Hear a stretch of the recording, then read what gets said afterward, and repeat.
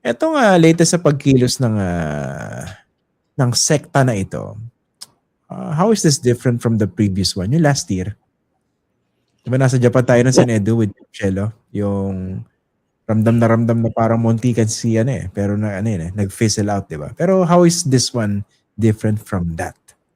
Yung last year kasi, mas usapin yun ng mga nego eh. May mga demands sila. Meron sila mga hinihingi. Ngayon, iba eh. Dito, nakasentro lamang kay Marcoleta. At kung hindi i-atras yung kaso ni Marcoleta, na sobrang kahihiyan na sa gobyerno kung gagawin nila, ay meron sila, itutuloy-tuloy nila ito.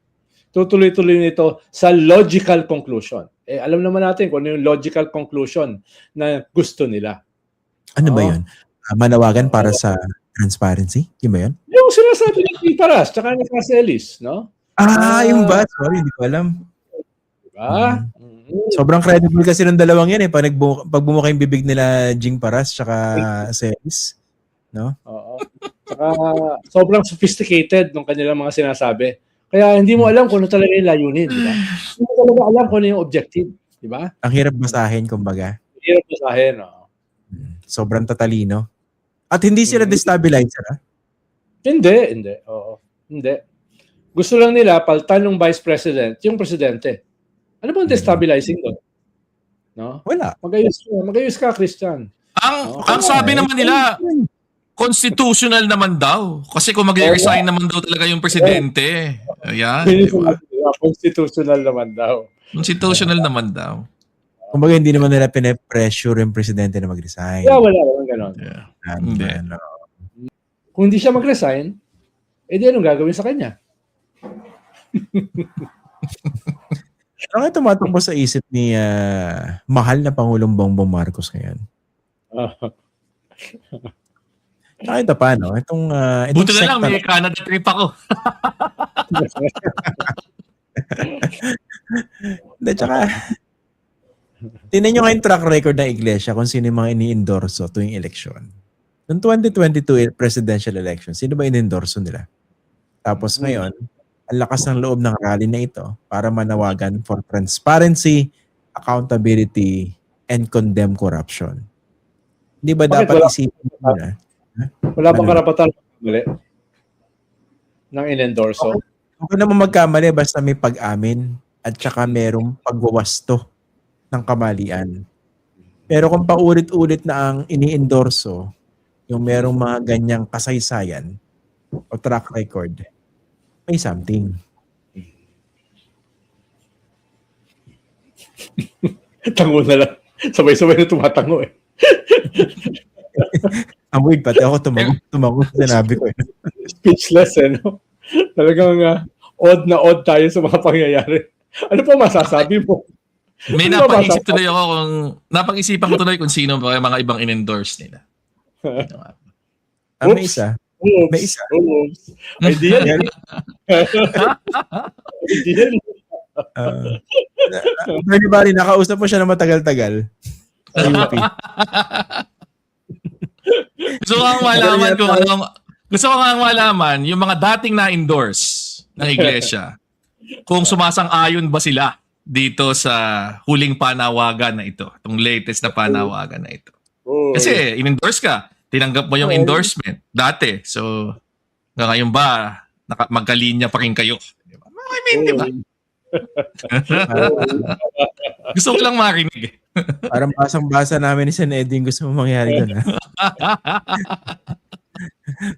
Kumbaga meron siyang ini-smoke out sa lungga. Ganun siya. Yan ang style na ginagawa niya. Boom! Parang gano'n eh, no? Boom!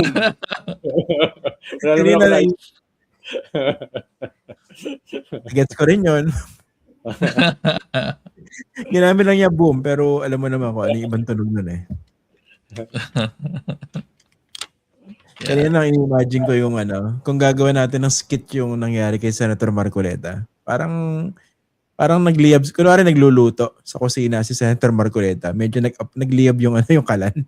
Tapos nagpanic siya, gusto niya apulain. Binuhusan. Isang timbang gasolina pala. Yun na yun. That escalated quickly. Exactly.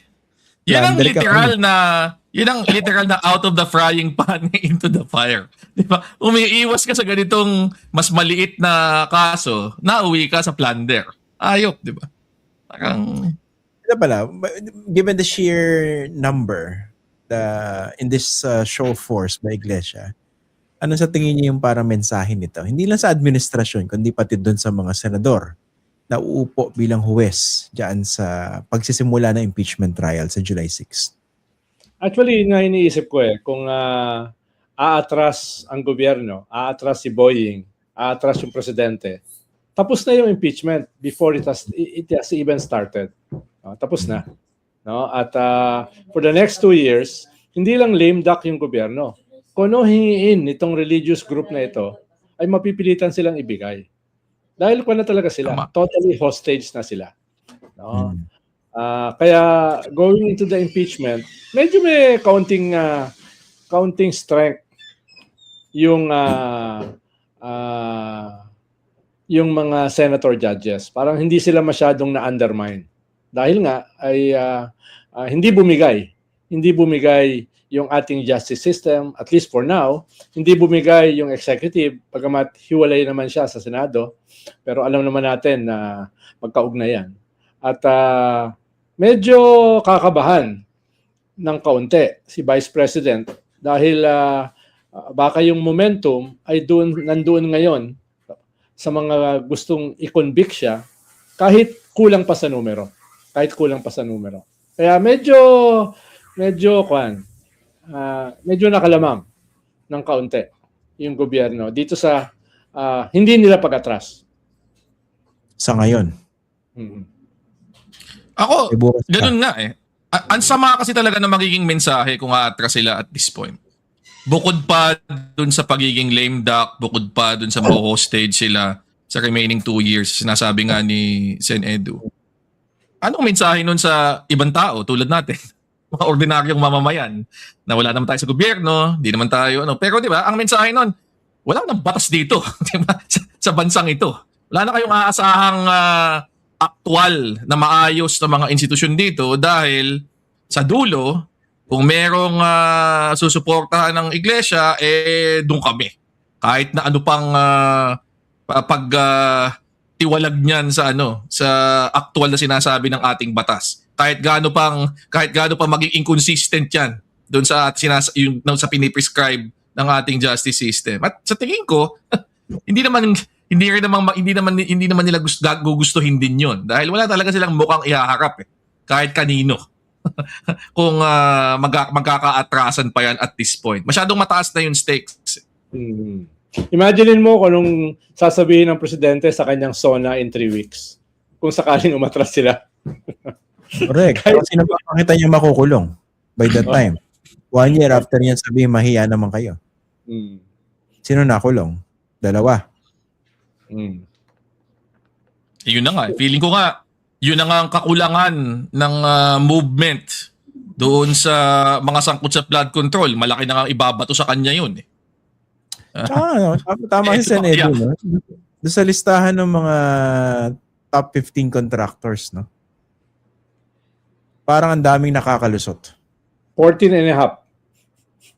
May and a half pa, no? 14 and a half talaga, no?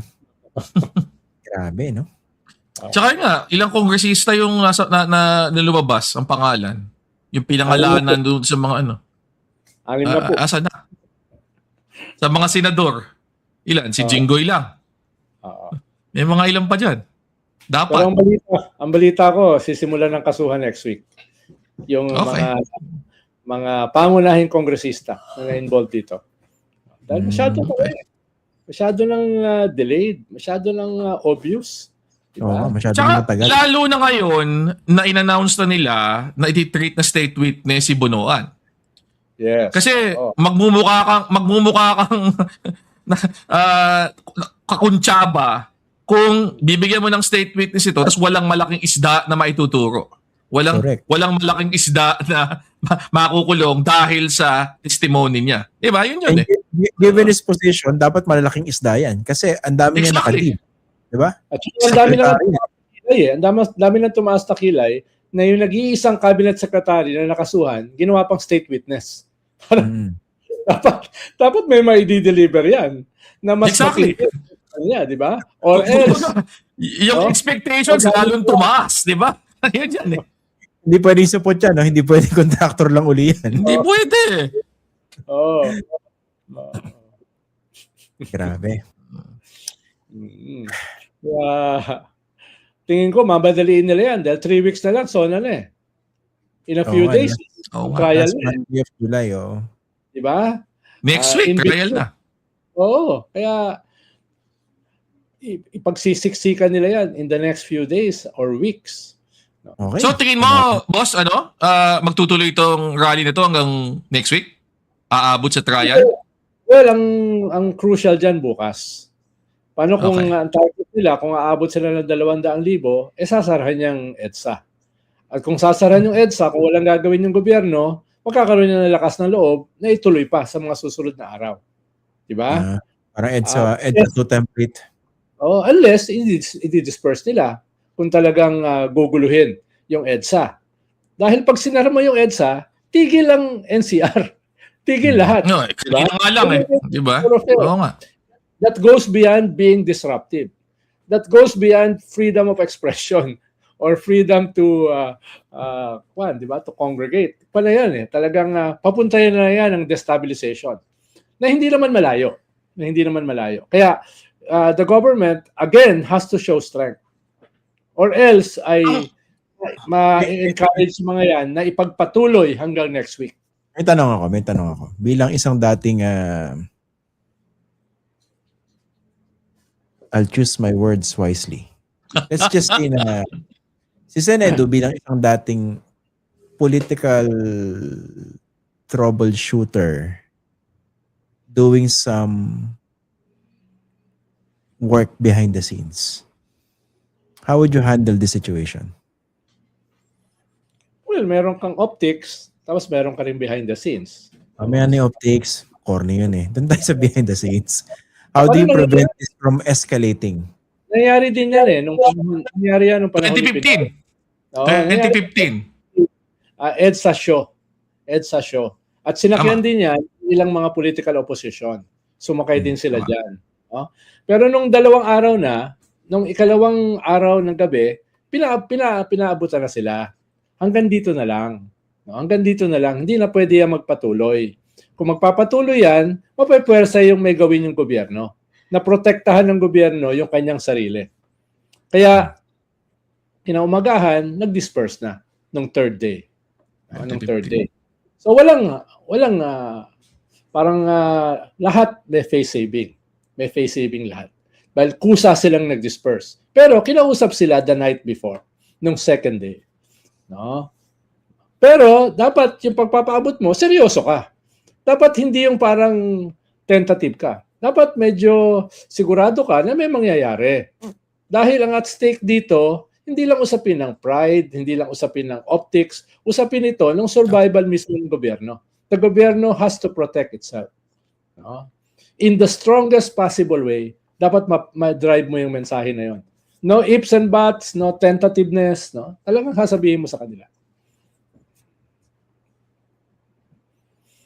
Pero during the first 2 days, may mga backdoor na mga usapan, ganyan. Pero nung ikalawang araw, wala pa rin, edi you have to put your foot down.